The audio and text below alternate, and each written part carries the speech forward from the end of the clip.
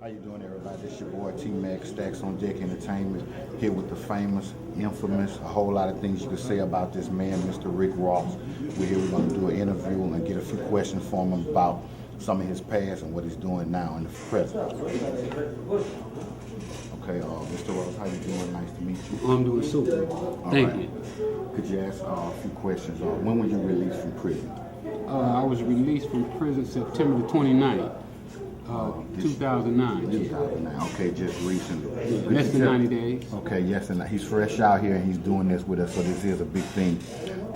What are some of the things that you would like to tell the people about that you experienced while you was dealing cocaine? Man, really, man, the game is a lie. You know what I'm saying? You think that you're in the game to get out, but you're really gonna get trapped. And in the end, most of everything that you work for is gonna wind up being taken away from you. You're gonna lose it. And a lot of times you lose a lot more than what you started with, you know, even not just the money and the material things, but it takes so many other things from you that, I mean, you know, it would take all day to really go into in detail, but, you know, bottom line, you lose family, you know, you lose friends. I mean, there's just so much, you know, that the game costs us right now. Okay, I understand that. Including community. Okay, that's true.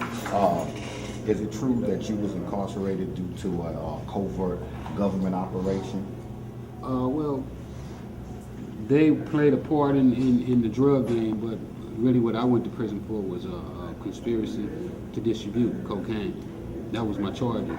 Now what happened is the guy that I used to get my drugs from, he was a Nicaraguan Contra, which is what they call it, an operative of the CIA or the government, meaning that they're not agents of the government, but they're on the government's payroll. So it's a little different, I guess. Okay.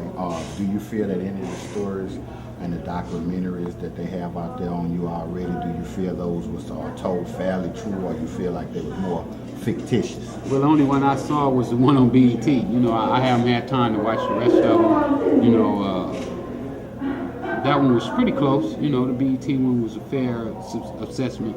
I mean, it was some of the things that I don't feel that went into detail on that I would have liked for them to go into more detail. Okay. So now that you're out, what are some of the things that you would like to tell the youth so they won't fall in some of the traps that may be placed for them, being as though I think that the same things are going on now, but it's just done a different way? Well, one of the main things that I would like for the youth to know is that they can be anything. You know, you don't have to settle for the drug game. I mean, the drug game is what looks like to an unconscious person is an easy way out. You know, and too often we're looking for easy ways out and instead of, you know, grinding. Now, I want to let them know that it's okay to grind, that it's okay to struggle. You know, struggle is ordained. So, you know, just roll up your sleeves, and like right now, I'm struggling. You know, I'm going from town to town, I'm losing sleep. Today, I've been on the radio 2 or 3 times, I've been to 2 churches. You know, I'm out here getting it in because I want to take it to the next level, and I want to do it legally. One more question before you let us go. Can you enlighten us on Mr. Gary Webb? Can you tell the people anything about him? Man, I love Gary Webb, man. Gary Webb loved us, you know what I'm saying? He didn't like what was going on with our people. He felt that they was incarcerating black people at an alarming rate. He felt that we were going to jail for crimes that wasn't justified by the time. He felt that the crack law was unjustifiable. I think 1,000 to 1, crack versus cocaine. Man, he felt that they were taking our property unjustly, you know, like it was a law that he got changed that a lot of people don't know about, where if the police came up and arrested you in your car and just charged you with cocaine, they could take your car without you even being found guilty or anything like that there. And that was in California. If they came in your house and they arrested you for selling drugs out your house, they could confiscate your house without you even being convicted. Well, Gary Webb is the one that said that law was unjust and got it appealed and got it changed to where before they could start that process, they had to at least convict you first of selling drugs before they could just take your property. So, you know, man, Gary did a lot for us. He's the one that exposed the CIA and Danilo Blandon, who was my supplier. He's the one that made that connection and put it all together. He spent a lot of time of his own. He knew that his life was on the line and what he was doing was dangerous, and that he was going against some powerful people. One more thing before we get out. Could you enlighten us on what you have upcoming and what the near future has for you? I'm quite sure there's a lot of good things. Sky's the limit, man, for real.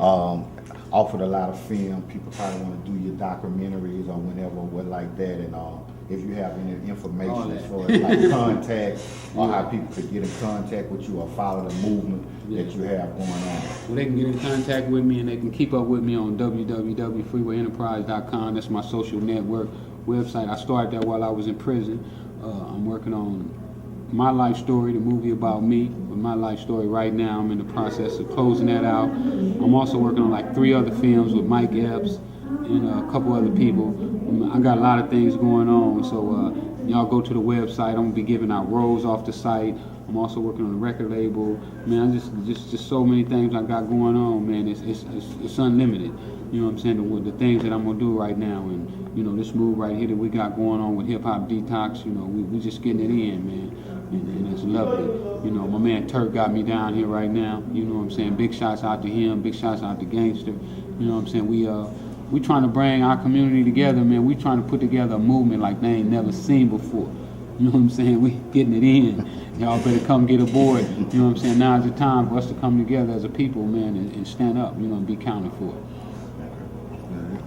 All right, y'all heard it first from the man. We out of here. Stax on Deck ENT, Mr. Rick Ross. That's what it is. One love.